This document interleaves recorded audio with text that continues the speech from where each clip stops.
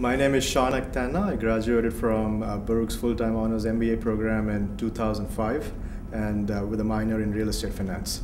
I work for a real estate investment firm called Terra Capital Partners.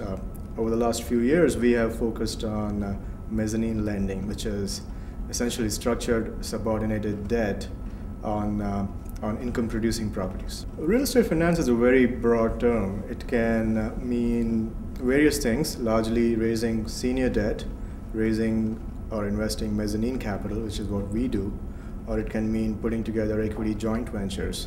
And this is all at the property level. It can mean the same things at the corporate level, and which is very different, where you enter into REIT financing or unsecured bonds of REITs or equity fundings for REITs.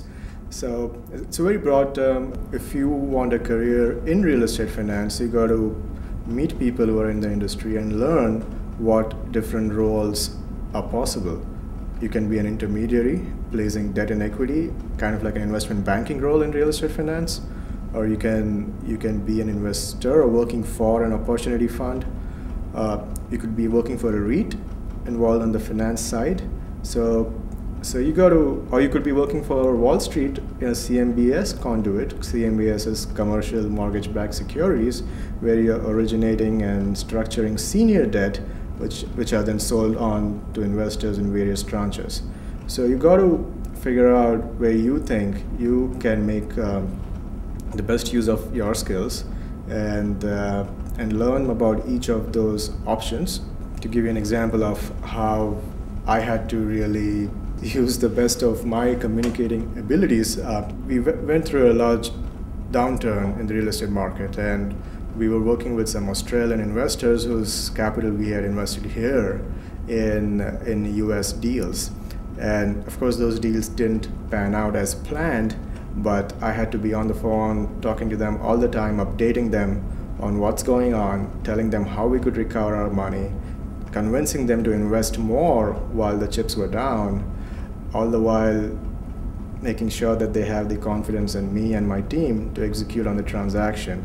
So it really is about having someone believe in you, and that only can come through with communication skills. One common personality trait I've come across in people who have been very successful in real estate finance is they're eternal optimists. So you really need to be an optimist. You need to back that optimism through good analysis and reasoning for your optimism, but you got to communicate well, you got to be an extrovert, you got to network, and you got to be optimistic about the future.